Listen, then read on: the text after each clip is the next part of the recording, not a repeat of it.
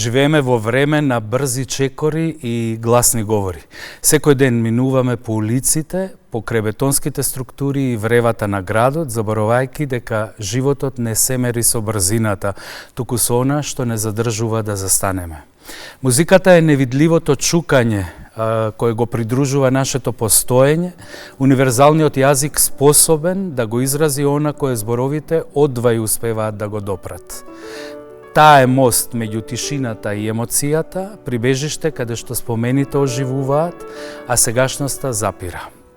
Уште од првиот здив на една мелодија, музиката има моќ да ја трансформира нашата околина. Таа ни овозможува да патуваме низ времето, да се поврземе со најдлабоките корени на нашата култура и во секоја нота да откриеме нов начин на живење во светот. Тоа е уметноста што го прави видливо невидливото.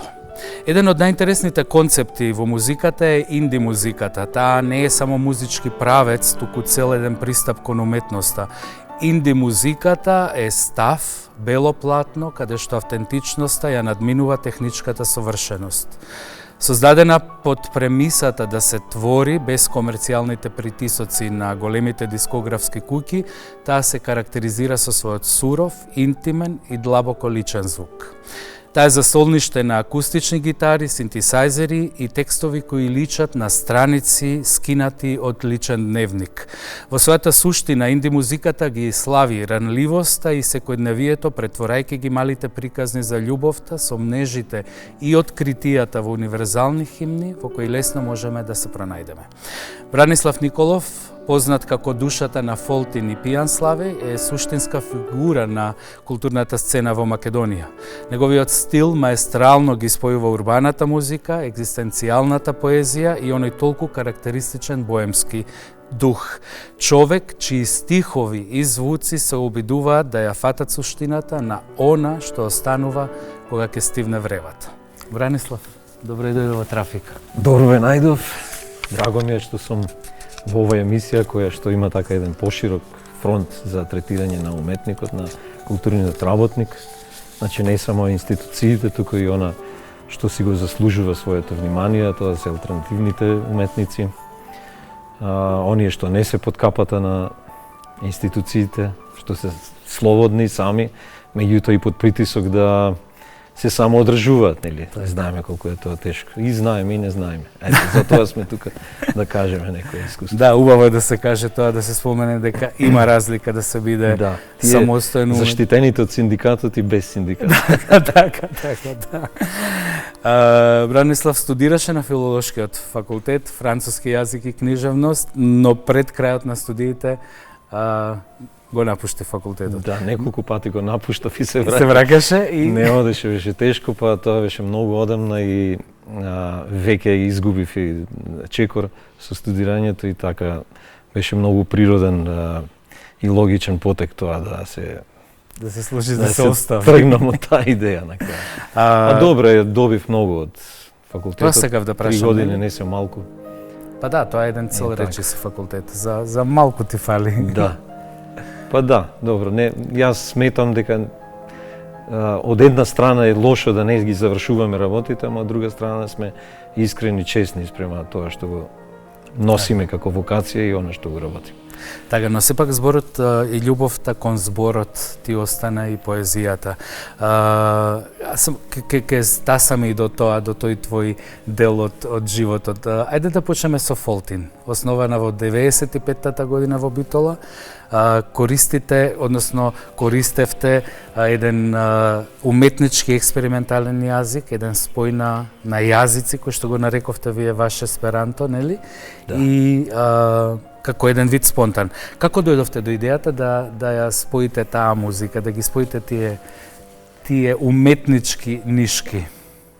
Прво да кажем дека интересот за пишувањето беше пред факултетот одамна, но студирајќи на тој француски, студирајќи, учејќи го францускиот јазик и македонскиот нормално паралелно, го вратив интересот за онака по-длабоко да се осврнам кон јазикот и кон литературата. Зборот, да. Кога дојде времето за да формираме музичка група, ние всушност онака се собиравме како другари. Можевме и се едно беше дали со ликовна уметност, такво друштво бевме шарено, или со музичка уметност. И ни фалеше пејач, така сите сакавме да свириме, немаше кој да пее.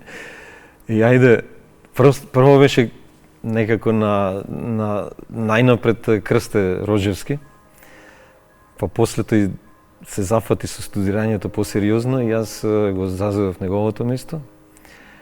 Почнав да пеам, меѓутоа некако немав толку сила, самодоверба за да пишувам текстови.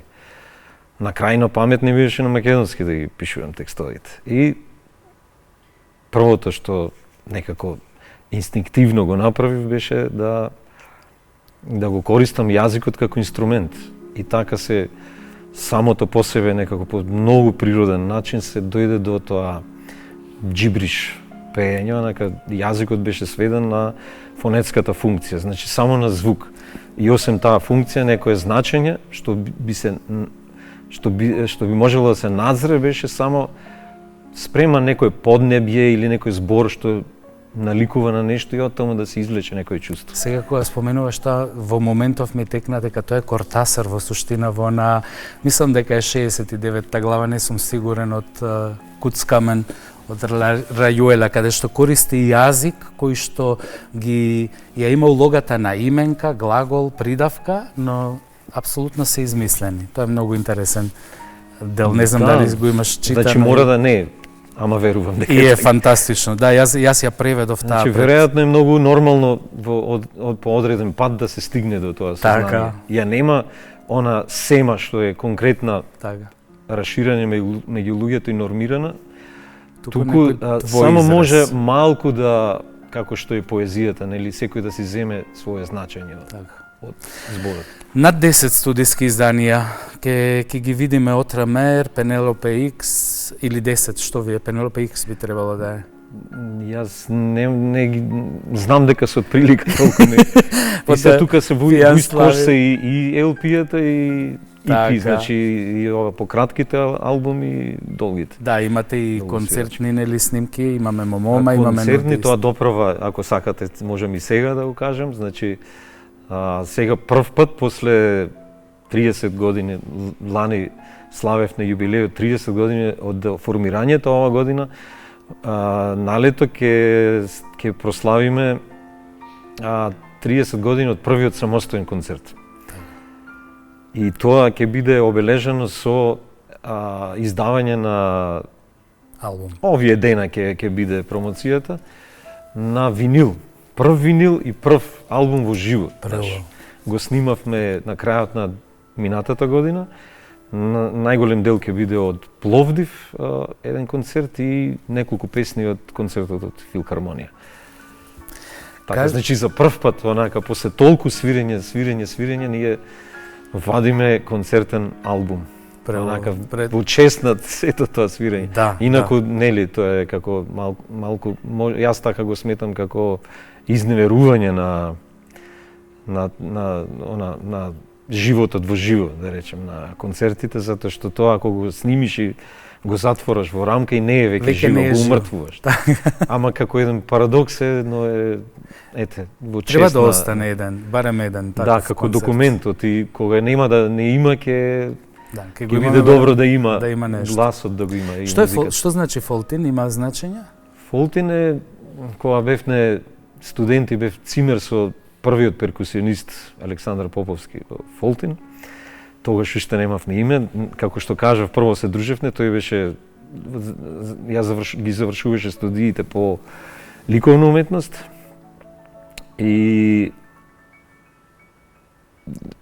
читаше некоја книга и додека одбирав на имиња и ми ја даде да ја прочитам. Тоа беше композиторот Фолтин од Карел Чапек.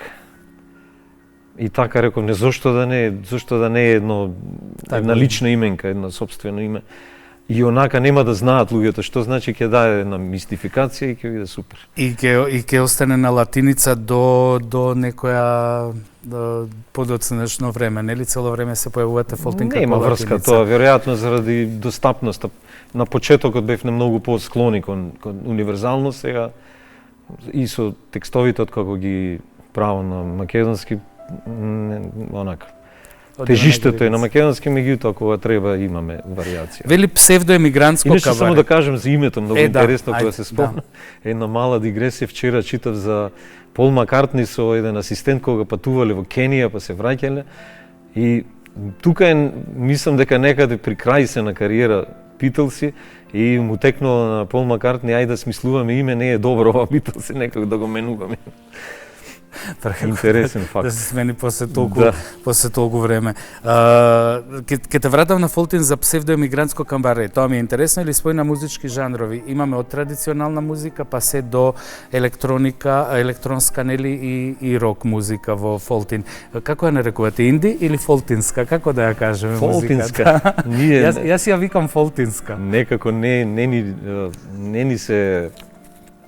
не се усреќивме со етикетирањето. Така, тоа е многу добро, многу е практично за фестивалите. Ако припаѓате некаде по звукот, ве бара затоа што фестивалите мора да ве сместат некаде. Така. А ние беше секогаш тешко. Не знам, еден куп од 10 жанрови најмалку за да се опфати колку толку тоа. И на крајот така си решивме, дај ќе го наречиме на псевдоемигрантско кабаре да биде повеќе не толку музички, жанровски определено, туку енергетски, онака, по општо. Вели духот на музиката од источноевропските цртани филмови, многу интересно, па медитеранскиот звучен амбиент и готови играчки користите во Тоа беше на почеток, ете сега се подсетив, веќе имам и заборавено свирчиња, како сме се нарекували, што сме свирели, како сме пробувале да се дефинираме. Да, на почетокот кога бевме строго акустични, користевме многу такви елементи од ready-made предмети, што испуштаат некаков звук. И мене тоа ме интересира, како изолациони, градежни црева, ребрести, како ви дојде идејата изработени да кавалчиња, удирачки инструменти да не набројувам, тоа беше се од тие лејки полнети со секакво различно семе за да вадат по-софт звук, потврд и така натаму, до некои бардиња малечки што ќе звучат како пилиња, нели? Ама тоа во како дел од една веќе стандардна музика. Знаеш ли дека сега младите не знаат што е барде? Веќе бардето стана.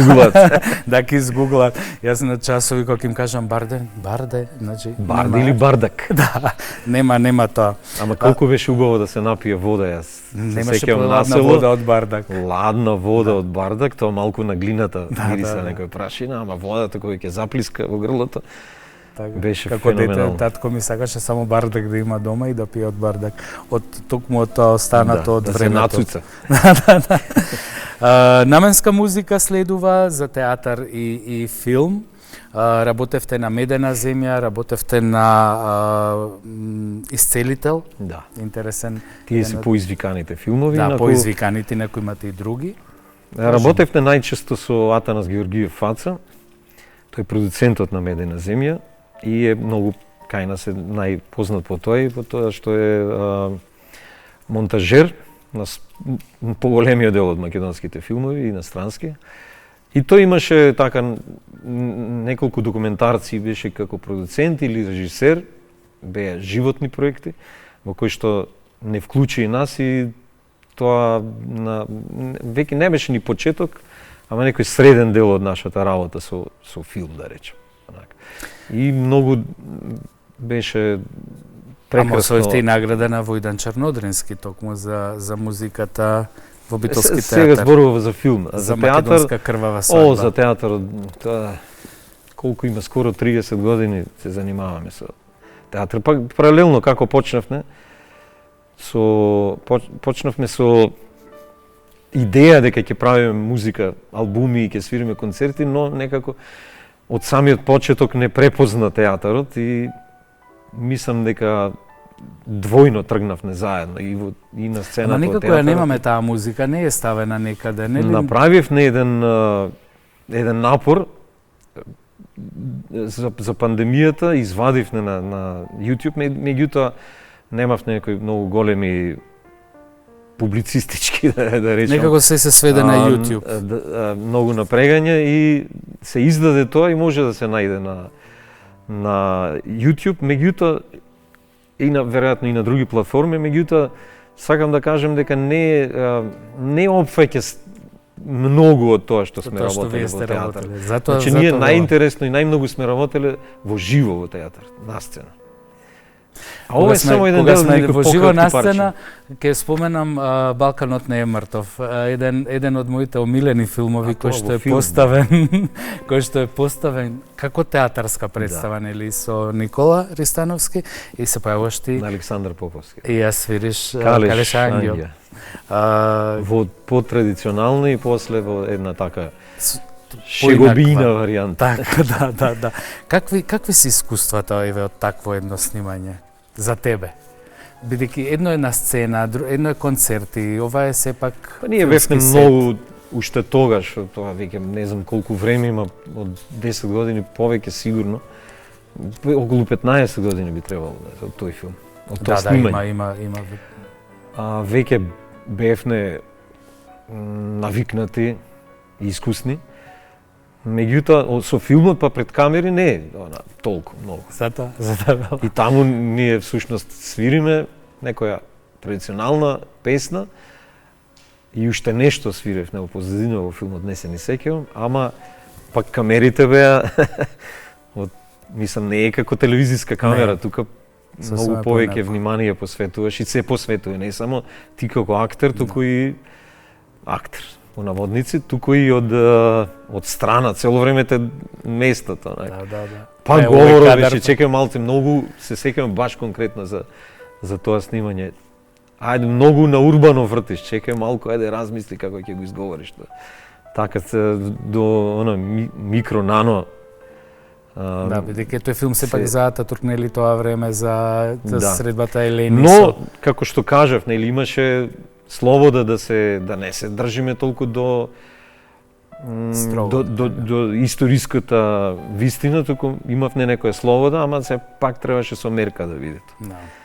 Сакам да кажам онака, еден дел беше со големо искуство за нас, другиот дел не е тоа да сме.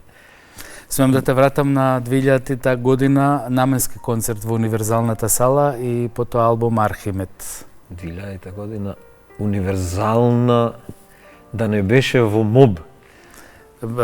Јас ја пронедов како на 28 јуни 2000 година. А може да има, јас така првиот поголем така и со работка концерт што не изфрли беше тој во МОБ првиот, кога може би не беше ни излезен објавен албумот, ама во тоа време беше. Така, имате со Мите Димовски многу голема соработка, го имате албумот Лолита ту, односно еден вид автопортрет кој што се појавува како снимка, односно една пародија на филмот Лолита. Да, пародија. Во тоа време секојаш сакавме да имаме некоја позадина, некоја тема. Како концептуални албуми да имаат и една реченица што ги вербално така ќе ги заокружи. Тој беше она како Вуди Ален, нели паралела со Набоков беше со Лолита. Да, Лолита. Води љубов со неговиот кларинет. Значи тој наместо во некој девојче се влюбува во новиот кларинет на девојчето. А ти со инструментот, така беше?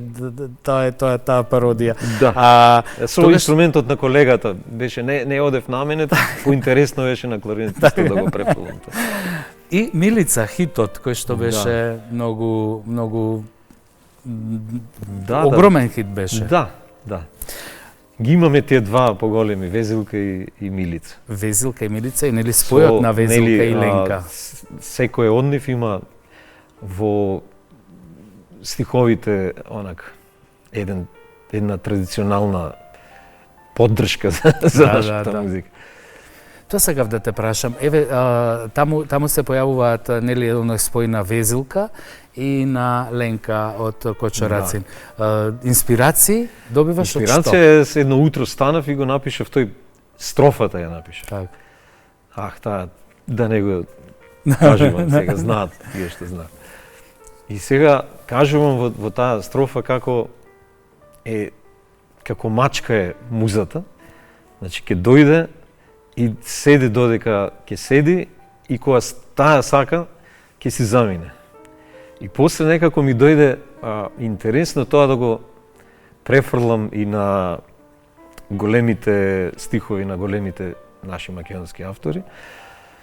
Со тоа што тука веќе Блаже Коневски зборува за музата, за Везилката, она како да се направи една проста, строга, една најака, најцврста од тие најелементарните, најубавите песни. Так. И после во вториот дел Кочорацин со Ленка како тоа во тоа време во кое што ние, а веројатно важи и сега, некако се изморува таа убавина и се губи како Ленка, нели, што остави кошлати. Што остави, што и пропадна убавината. Така, тоа ќе те прашав малку понатаму, ама еве токму тука е место. Што се имаш во главата? Кои светови, кои бубачки, кои другарчиња, ликови, бидејќи треба да се има, нели, богатство во себе, да се вадат сите овие. Да, па има цело време луѓе што минуваат, влегуваат, излегуваат и што остануваат. Се оставаат трагови и така? Да, како и кај секој човек. Како кај секој, да. Се има, затоа те прашувам, знам како е. Има. Па човек, да, треба да... Ние сме социјални суштества, нели, друштвени и сакаме да општиме, да се дружиме и така. Со секој нов човек добиваш нешто. Пред да продолжам на поезијата, кажи ми малку за кога не си подкрепен синдикално, како што кажа. Колку е животот како музичар и поет кај нас, да речеме, комплициран или неедноставен? Тоа зависи од апетитите во живот што ги има човек. Ете, јас професионално 95% живеам од музика и не сум имал 8-2 пати во животот некои потешки премрежија за да екзистирам од тоа онака финансиски баш, а духовно па си пребогат човек, го правиш единствено тоа што сакаш да го правиш и баш тоа го правиш. И е некој компромис, ако можеш да бидеш задоволен без големи материјални богатства, тоаш може се живее лесно. Еве сега јас на 55 години, не се ни борам премногу со тие прашања. Повеќе гледам сега за синот се грижам, отколку за мојата исплатливост од професијата. Ама последно време па и некако и почнав и ја проширив, го проширив фронтот на работа и немам многу моменти на прашување за тоа, за прекаријатот. Така. Што утре како ќе се Јас се кажувам дека парите воопшто не се битни ако имаме духовност и ако имаме нешто што го сакаме. Но јас многу малку барам. Да. А за да живее човек достоинствено, треба навистина да се организираме и да си ги бараме правата, само ако има од таа страна луѓе на кои им требаме. Оти да не си правиме што викат Бајрам сумот, јас сум многу важен. Значи, ако сме постоеле толку многу и ако алтернативната уметност и култура има зошто да постои, гледам и млади, нови генерации ја подкреваат на многу високо ниво исто. И значи има зошто да постои и треба некако, сам никој нема на тацна да ни ги донесе правата и она што ни треба во животот, туку Сега што го велам. Треба да се... нема да го наречам ни на крај на памет не ми е богатство, но она што е нужно за еден човек да живее нормален живот, а тоа се и терцијалните потреби, значи да се оди да си има пари и на одмор, и на културни настани, патувања, а не само лебот. Да не се крати од едно за да се добие друго и така. Кога те слушаме како пееш и ги читаме твоите стихови, се чини дека нема граница кај тебе меѓу музиката и поезијата. Во суштина нема граница затоа што и почетокот на поезијата е токму тоа, да се била придружувана од лирата, нели, од таму лирика. Сега, како ти ја доживуваш таа граница меѓу поезијата и музиката и што е прво кај тебе? Дали зборовите го водат, звукот го произведуваат или звукот ти создава простор за зборот? Јас слушам многу автори кои што има така некоја строга граница, кога ќе ги прашат што е почеток, дали музиката е правите или после текстовите, тие комплетни автори што се singer-songwriter, значи и текстовите што ги пишуваат и музиката и ти имаат дел од нив имаат конкретен одговор. Тоа го правам прво. Кај мене не, јас секогаш кога пишувам поезија, има поезија што има некоја музика, но која што не одговара за конкретна музичка форма.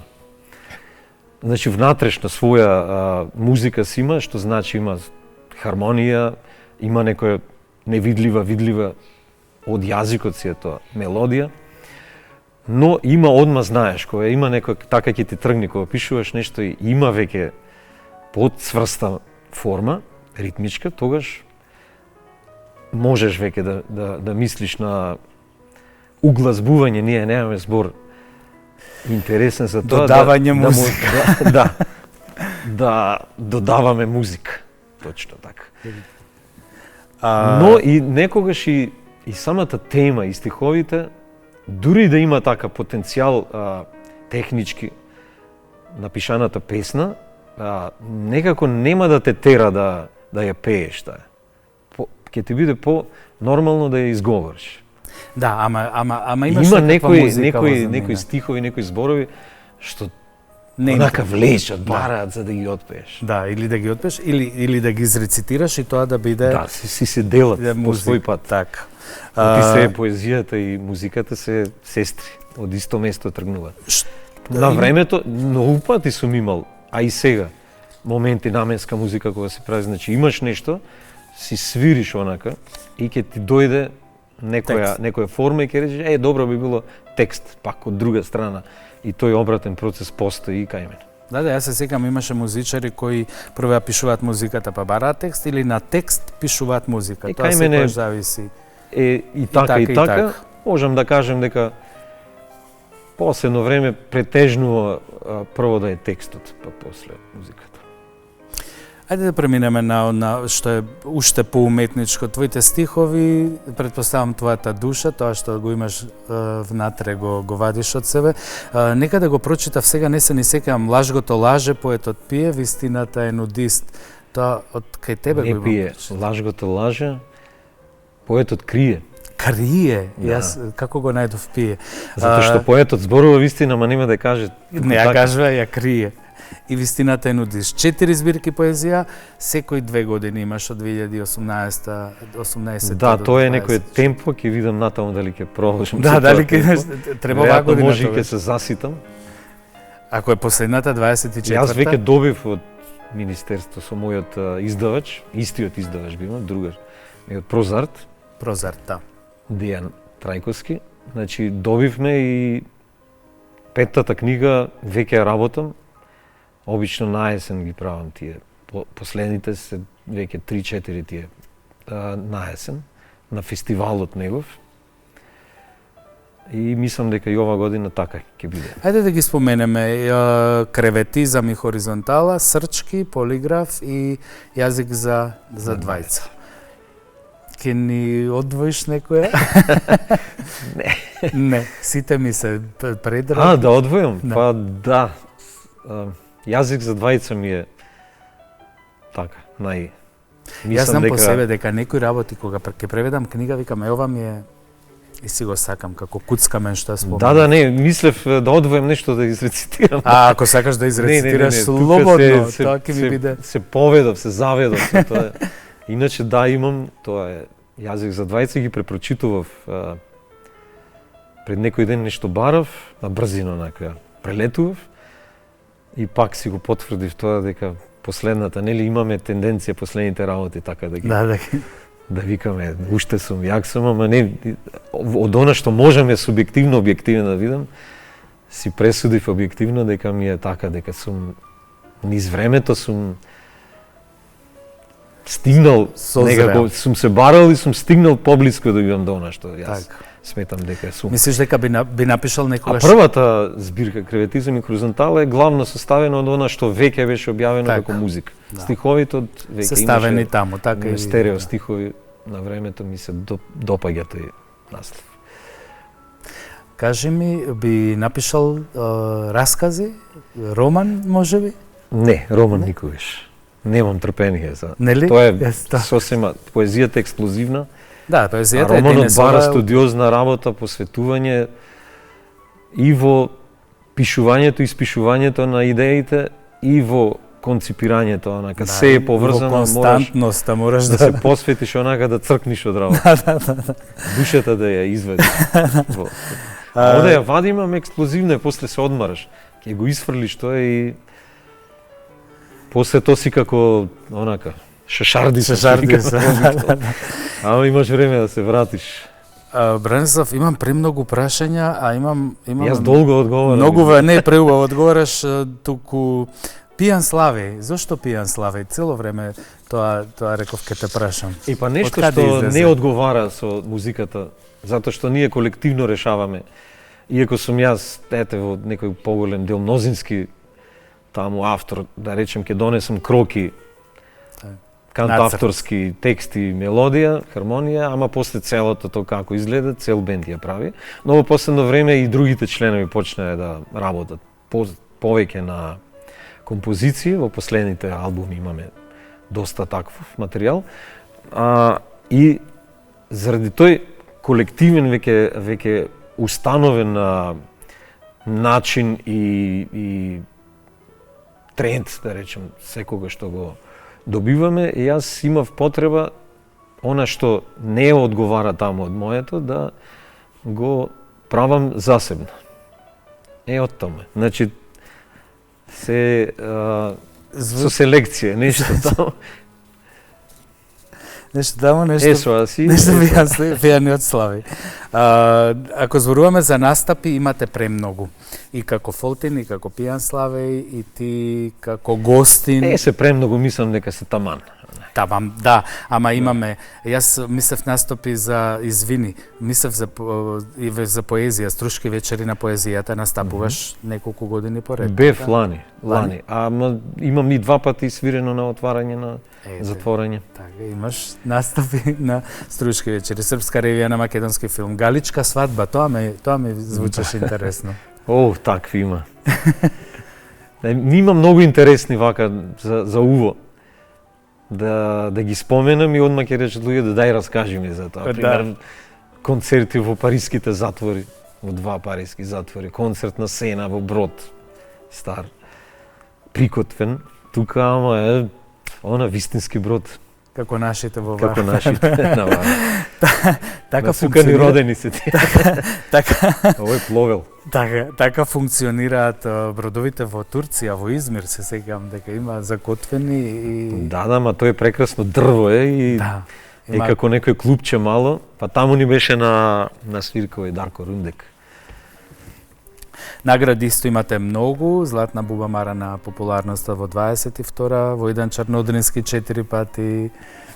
Како бенд, да, како бенд сме најнаградувани. Стерина награди, да, имате многу награди. Како бенд, како поединци за музика имаат повеќе, ама како бенд овие се сите што и овие сите имате многу најуспешен албум во 2016. Ти значат мила ми е таа од странство, од Стерино, мислам тоа е сепак е Југославија беше онака врв таа награда и мило ми е. И се уште мислам Стерино. Добивме на Александар Поповски беше представа, Барчица за пунчке, Брод за кукли. И имаше во представата многу сонгови, баш она што ни е нас. Да. На Првенствено. Ма да не зборуваме. Да не почне.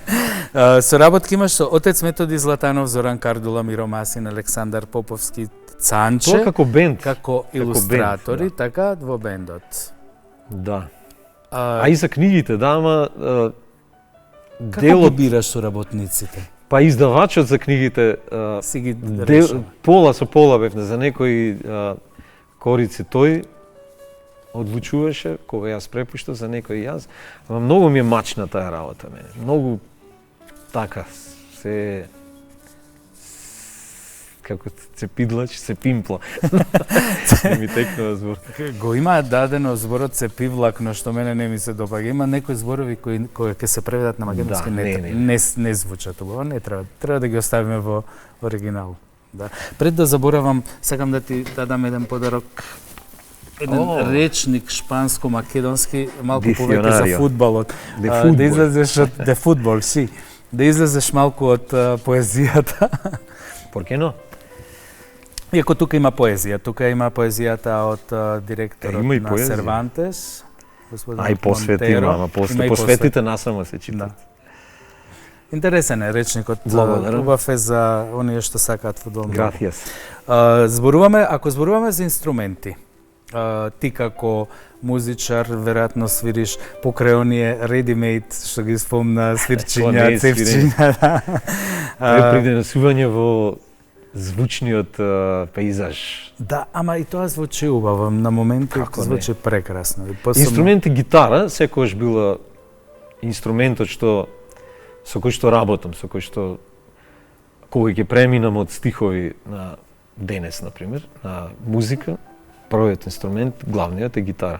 Помалку свирам и клавиш, тоа е, си имам купено мало електрично пијано и така, тоа поиќе за, не за сам, за со бенд, да придонесам некош. Или да сметам.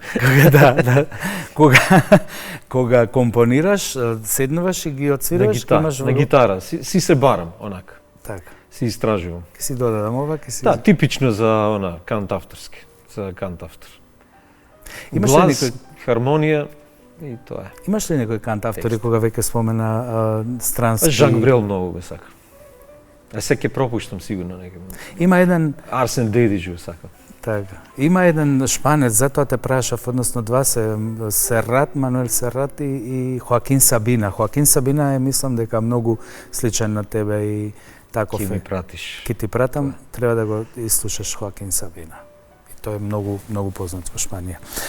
Тебе кој инструмент би те опишал како личност? Гитарата, веројатно. Да? Па сега со Пијан Слави ја свирам онака, баш не ми е само за во тој зад сцената делот предпродукцијски, кога правам музика, туку ја користам на сцена, со неја се изразувам заедно. Сега скоро те гледав на два настапи, со Љубојна, на концертот на Љубојна и потоа на промоцијата на Вера. Тоа е со рацете в джеп. Што би рекол во една песна го имав тоа, како Џоле, со рацете в джеп и микрофонот. Да, ама... Додуше јас преферирам така, играм со телото, го пласирам тонот преку целото тело и преферирам во рака да ми е микрофон. Псевдокабаретски. Да. Нели? Да имаме и визуелно и движење. Така. Па доаѓа како некој танц. Да, тоа е се сценски движења кои што се многу важни. Морал, човекова душа... Некој прашуваше нешто. За тоа. Си ме гледал со... Мислам, имаше завршница тоа, дека со Љубојна на двата нас. Со Љубојна ве гледав, дека звучевте преубаво и колку ти значат еве такви дуети, например, кога ќе ги направиш, кои што ќе излезат од твојата, нели, комфорт зона, која што имаш како Пијан Славе. Да more the merrier. Како не Пијан Славе. Што повеќе поубаво е, јас би сакал и член на хор да бидам. Тоа го немам кажано нигде, ама... И кој глас би бил? Тенор? Јас сум негде меѓу тенор и... баритон, ама не е баш баритон. Сум така малку одам и повисоко, ама. Преубаво е што можеш изместен, не сум во тие. Изместен баритон. Во категориите баш. И стално ги мачам тие кога правиме од каде да некои почне. материјали, оригиналот, ако се тенор, сега например во Битола нешто со дувачки оркестар, Битлси скоро се изместив. Ги мачам овие, не може оригиналот. Симнете ми, кажете ми, така? Да, скоро се од нешто измеѓу ќе биде. Имам запишано овде морал, човековата душа, неговата природа, местото под звездите и кои мисловни реки течат низ твојата глава и кои бродови пловат по тие реки. Така ми дошло да го напишам прашањето во некој твој малку по... Тоа како за луѓето што ме праша, да, кои минуваат, остануваат. Кои остануваат, да. Уф, живот се почнува, немаме врска што ќе биде, си замислуваме нешто дека ќе биде вака или така. И на крајот завршуваме некаде, веројатно јас не знам кај е крајот, ама во дел од она представата што имаме за себе, во предпоставеното пристаниште, дестинација, многу пати како крш негде, парчиња, бродолом, некои даски ќе ги најдат. Од некои стари идеи, стари луѓе што постоеле некош се, така си викам. Имам уште две кратки Јас сакам да живеам во моментот, си викам. И јас, мислам дека тоа е најубаво. Она mindfulness. Mindfulness. Значи секој сме обврзани емотивни суштества, сме јас сум кон минатото, кон иднината исто така. Меѓутоа мислам дека најдобро се живее ако живееш во моментот. Во моментот секако. Нели сосредоточување на моментот или mindfulness е сега ако си во многу лошо, во моментот ќе ти рече да издржи, ќе има подобри денови, така што не е толку едноставно, ама си викам да се бара среќата во моментот, ама е тешко и така сме пуштиле секаде корења во секакви односи со многу луѓе, со многу работа што треба да ја завршиме и ете се трудиме да бидеме подобри луѓе. Знаеш, јас си мислам дека човек е навистина среќен кога го усреќува некој друг. Секогаш сум за тоа дека треба да ги правиме другите среќни. За крај што ќе ни кажеш? Крај. Крај. Енде и немам такви завршници. Освен ако ми испровоцираш со нешто, иначе немам онакви. Ништо, единствено што можеме да те спровоцираме Битола, ама ако ја почнеме, ако ја фатиме. Јас да не ти спровоцирам така.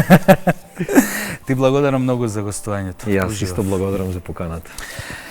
И така, меѓу размислувањата, приказните кои не дефинираат и музиката што чука во нашето секојдневие, дојдовме до крајот со Бранислав во Трафика.